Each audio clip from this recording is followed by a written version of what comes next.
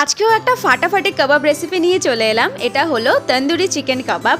তো সবার প্রথমে যে কাজটা করণীয় চিকেন ম্যারিনেশন সেটাই করব। তো আমি 1 কিলো বোনলেস চিকেন এখানে নিয়েছি। এবার একে একে আমি লেবু, নুন, টক দই, আদা বাটা, রসুন বাটা, একটুখানি সাদা তেল, কাশ্মীরি লঙ্কার গুঁড়ো বেশ অনেকটা, আর দিচ্ছি এখানে তন্দুরি চিকেন মশলা আর 1 মুঠো কেসুরি মেথি দিয়ে ভালো করে চিকেনটাকে আমি মেখে নেব।